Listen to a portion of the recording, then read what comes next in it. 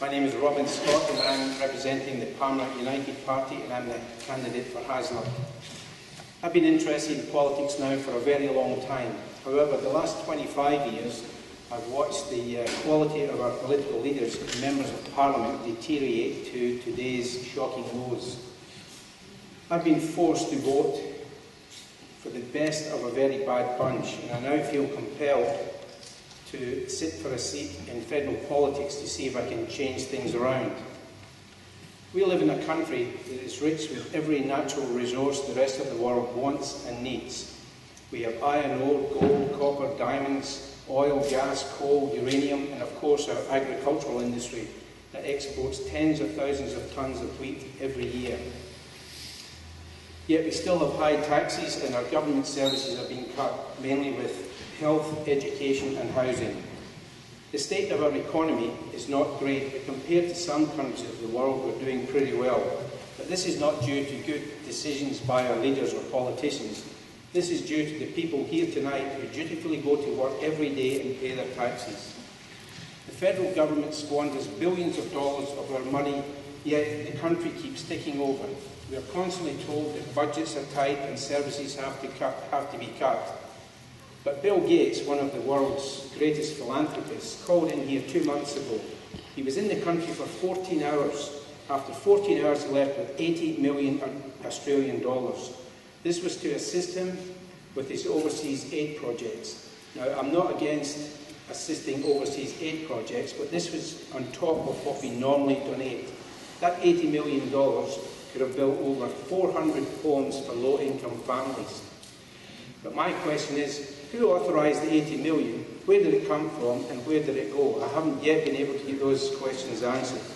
We need people in government with a business history or at least community leadership skills.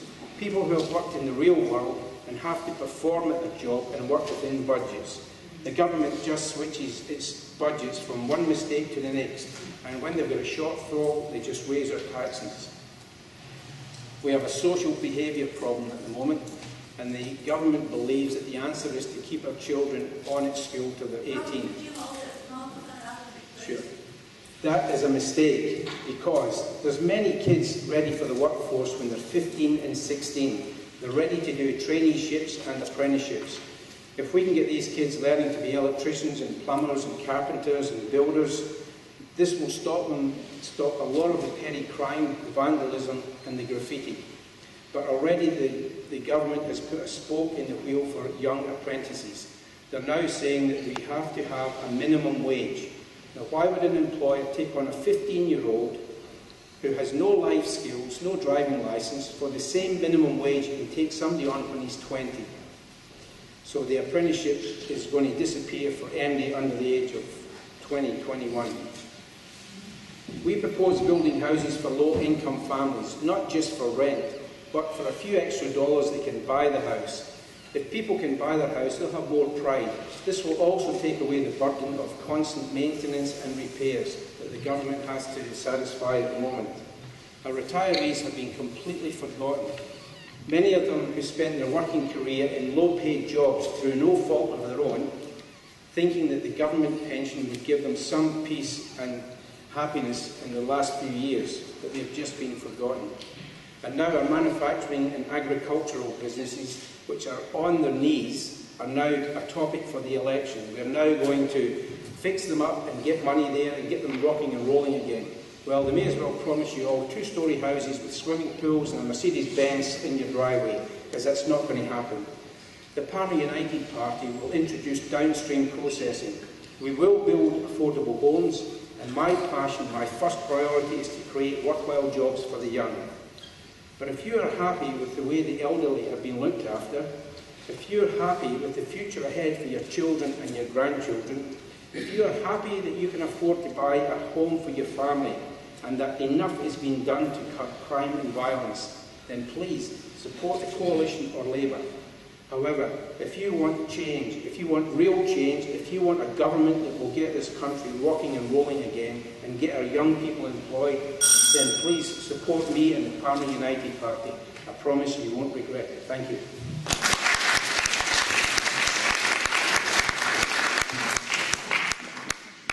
name's Daniel Stevens. I'm 33 years old. I live in Mannington for 26 years. I work for Walsh's Glass in Canning Vale. I'm a member of the CFMEU and I'm on the State Executive Committee of Katter's Australian Party in WA. And I'm your Katter's Australian Party candidate for Hasluck. I'm also a King James Bible believing Christian. I believe marriage should be between a man and a woman. Katter's Australian Party is committed to infrastructure paid through a national bank. Australia is undeveloped. We urgently need to build dams, power plants and railways. Both major parties have spent $1.4 trillion on the Afghan-Iraq war since 2001, yet both major parties, Rudd and Abbott, have no plans. All they're full of is a small talk and no real solutions. The only real debate and the only real leadership of Australia came from the Bob Katter-Clive Palmer debate at the National Press Club a couple of weeks ago. Katter's Australian Party was founded by North Queensland MP for Kennedy, Bob Katter, who is a former National Party independent MP and who has held the seat for 20 years. Katter's Australian Party is the Old Country Party, founded in 1913, and the Old Labor Party, founded in 1891, merged together. It is the Old Country Party, Old Labor Party protectionist principles that turned Australia into the lucky country. Great Prime Ministers such as Country Prime Minister John McEwen and Labor Party Prime Minister John Curtin is what I want Australia to return to. I am strongly against globalisation and free trade, which has destroyed Australia and is still continued today by the major parties, destroying Australia and the living standards of Australian citizens. We need a government-owned national bank, or what Bob Katter calls a redevelopment bank, to issue credit for infrastructure, industry and agriculture. The major Australian banks, NAB, ANZ, Commonwealth Bank and Westpac, go to Wall Street and invest in toxic derivatives, which is blowing up the Australian economy and the world economy since 2008. If Australia wants an economic recovery, where is the money going to come from? The four major banks aren't going to give a cent. It's only a national bank which is the only solution. Countries that have had a national government-owned bank have been able to give their citizens free healthcare and free education, and that is what I stand for. A national bank means that Australian factories will open and we can make things in Australia and produce food in Australia. The way things are going soon, Australia will not be able to feed herself. In closing, I am also very concerned with the situation in Syria. The British and the French are trying to get America into World War III. America's nearly financially lost. We're nearly going down the tube as well. There is a Mormon mafia in the CIA and the FBI. The FBI and the CIA are full of Mormons, which is a Church of Jesus Christ of Latter-day Saints. In fact, 60% of the people that work for the CIA and the FBI are Mormons. This should be a grave concern to all Australians throughout the world. We need to put pressure on whoever will become Australia's next Prime Minister to pressure US President Barack Obama to dump the current Secretary of State John Forbes Kerry, because he is the one behind the Syrian war, working with the British and the French. Kerry is a member of a secret Masonic cult based at Harvard University called Skull and Bones, which equals a death cult. Bush Jr., Bush Sr. are also members of Skull and Bones, so you can see where this war drive is coming from. Thank you for allowing me to address these concerns, and thank you very much.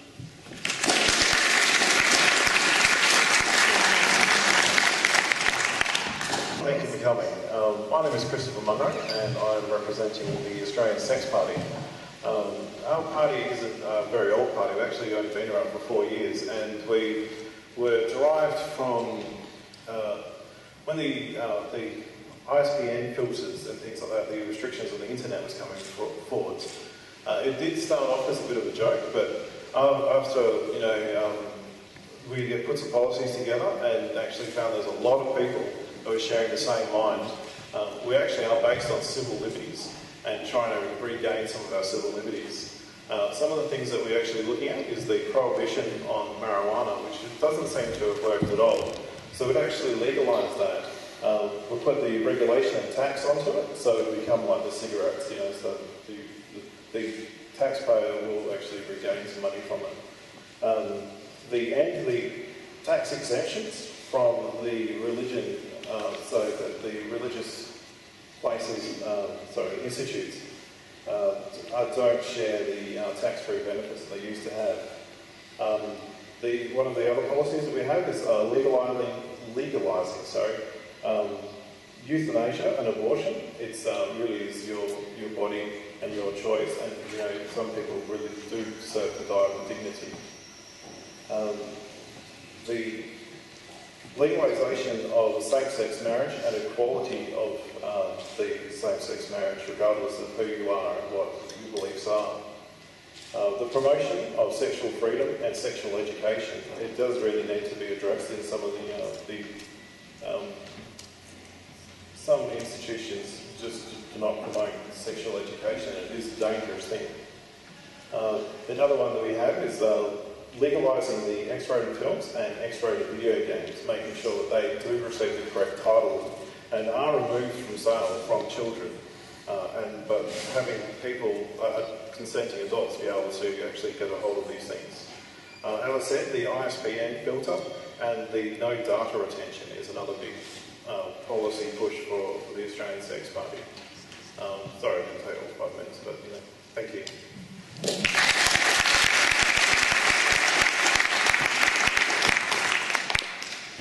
I'm Peter, and I grew up down the road in Guildford. I spent my youth getting muddy on the Helena River, and I became fascinated by the plants and animals, and particularly the insects. This led me to study environmental science at uni, which led to completing a PhD in ecology at the University of Western Australia. Since then, I've been working as an environmental consultant and mainly conducting fauna surveys. So during my studies, I learned about climate change and biodiversity loss and overpopulation, but I didn't really get the scale of these issues until I read Tim Flannery's book, The Weather Makers, in 2007. Has anyone else read that? I don't know. Where is he here? Yeah, so a few people. And so I can still recall sitting in bed late at night, halfway through the book, and I was unable to sleep because I was terrified about the future. Would I have a future, and would my kids have a future if I chose to have some? So I flicked to the last chapter on solutions, and that was okay, but it wasn't quite enough. And for a while there, I didn't really know what to do, and in hindsight, I was probably a bit depressed. But the first action I did take was write a letter to the editor, the West Australian, addressing a climate skeptic. Unfortunately, it didn't get published. But that led me to down this path where I've ultimately ended up here. So I took further actions like joining GetUp, and I actually organised one of these forums at the last federal election. In 2010, I co-founded a local sustainability group called Transition Town Guildford. Some of you may have heard of it. Transition Towns is a movement that came out of the UK, which looks at addressing climate change, peak oil, and economic uncertainty at the local grassroots level.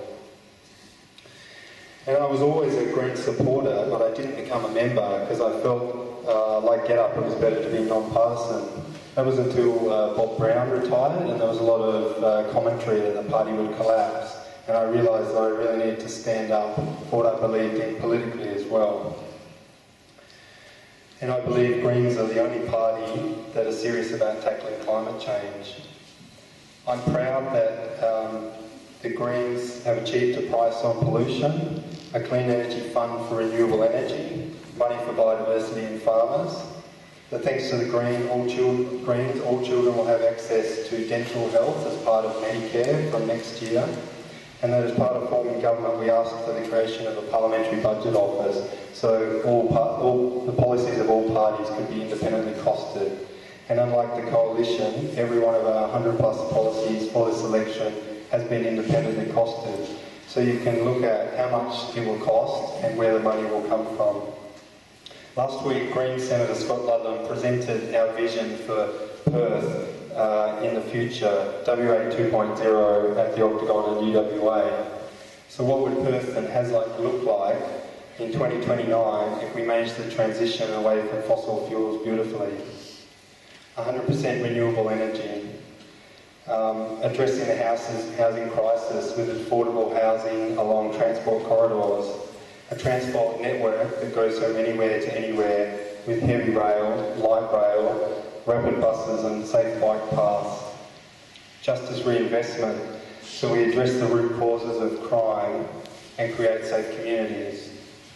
I believe the Greens are the only party with a positive, caring and alternative vision for Australia and the future. So I thank you for the opportunity to speak to you today, and I look forward to your questions and concerns about the election. Thank you.